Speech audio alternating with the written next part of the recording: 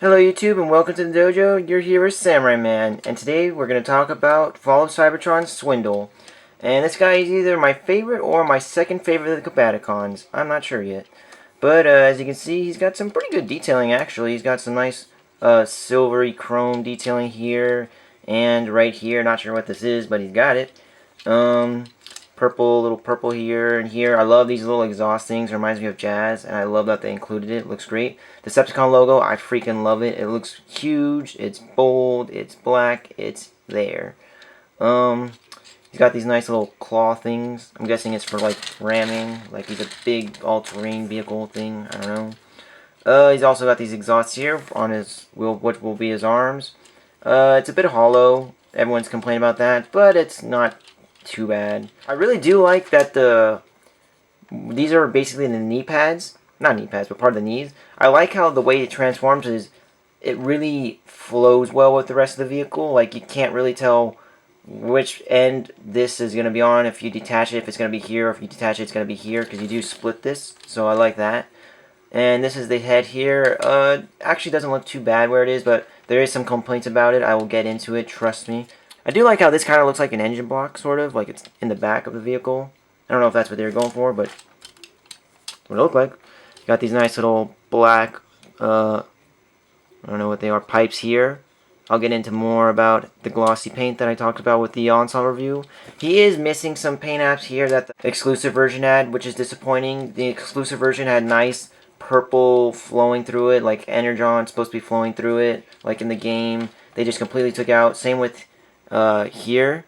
There's supposed to be like headlights with purple Energon. They just took it out altogether. That's what I don't like about these figures is not so much that they changed the color scheme, but they altogether took out some paint applications. I don't mind changing the color scheme, but put in all the same paint applications. So I don't care if they made these like black or silver or something instead of purple or something here, as long as they still had it. That's all I ask. So, let's get into the transformation. So to transform this guy, just start by splitting the legs and then pulling them out. They're in there really tough, and then as you see, the hands just pop out also. Or you could pop out the hands first, doesn't really matter. And then you just want to, let me zoom out here.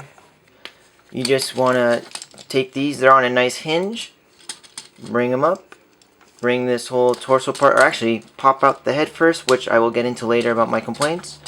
And then just bring this, you want to fold back, see these little tabs right here, you want to kind of like line them up with the tab holes or peg holes, whatever you want to call them. Plug it in right there. Bring up the arms, and then he's got these cool little, I like how these slide around. I love that these flip up or flip down and just go right there, and then you make nice little armor bits. And then you want to take the exhaust pipes and then just bring them up. A little nice detailing that it does add a little bit of effect to how his look is. And then you just want to take the legs, flip them around, then bring out the feet, which will be Bruticus feet. And then there we go. There we have Swindle. All in all, he looks amazing. I do love how this guy looks. Like I said, he's either my favorite or my second favorite next to Brawl. My only complaints is that the way they made the ball joints for these shoulders is they don't go up any higher. They do look good, but if you could bring them up one more notch, like if you could do it like that or something, it kind of looks weird because you got this big gap here. It's very separated, but that's my only complaint. If you do bring it down, then it's too low.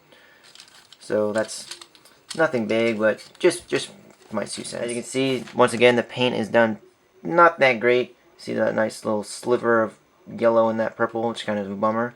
You can't see it in the head, which I'm thankful for, but they did make his head either too wide or they made this gap too narrow. So when I first transformed him and I'm trying to flip his head down, they're hitting the sides, so I couldn't get it down. And I'm like, no way, there's no way I'm not going to be able to get this head down. So I really had to force it, and the size of his head's kind of like got a teensy tiny bit meshed. You can't see it at all from this angle. And also the sides of the walls there, they got a teensy bit, little teensy mangled, but it's not that big a deal. It's just, it's the bad engineer. Let's do some articulation. He's got a nice ball joint here, 360. That armor moves. He's got a ball joint at the arm, so you can bring it up. You can't bring it out at all. No wrist swivel. You can bring it down. It's on a hinge. The waist does have swivel, so that's nice. Everyone likes waist swivel. Cool dynamic poses with it. Legs, they're on ball joints. They do have thigh swivel, so that's always nice. His foot does go down for transformation, so if you want to do like some Karate Kid stuff, just swan kick. I don't know, something like that. I love that he has these big old things coming out. Great heel spurs. Oh my lord, they are just. He is not falling over at all. He is just not gonna fall.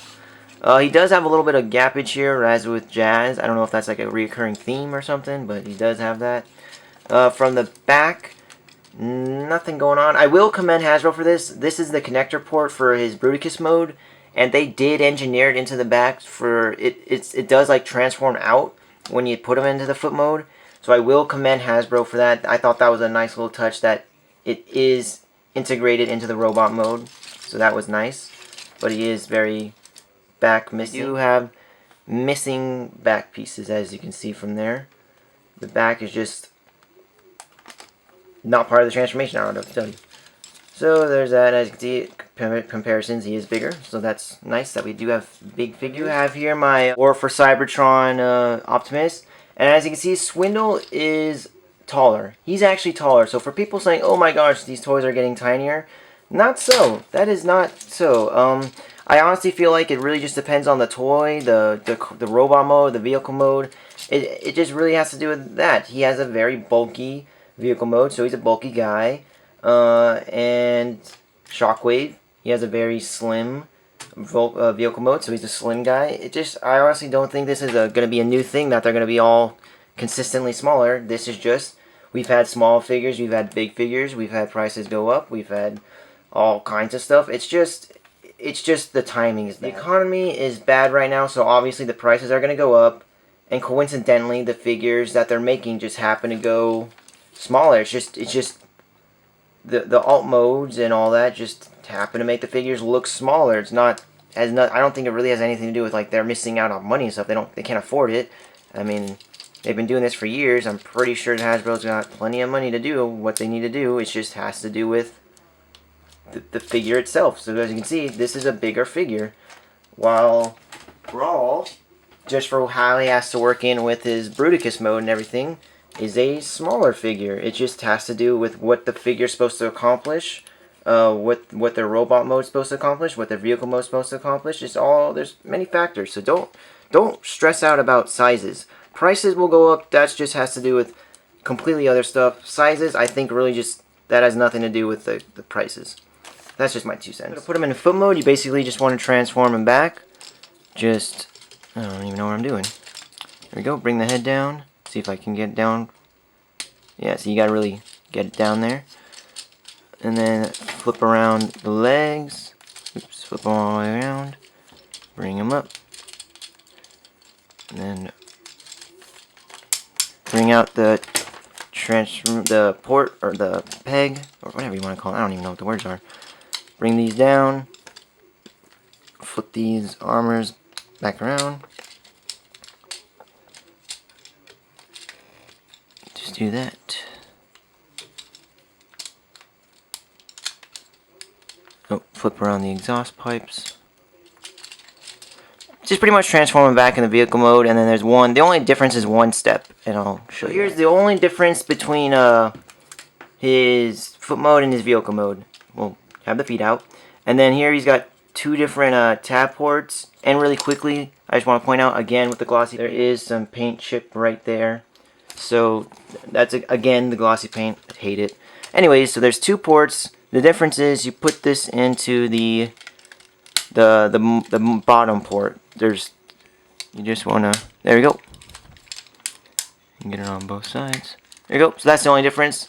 Now it's angled. That's the only difference.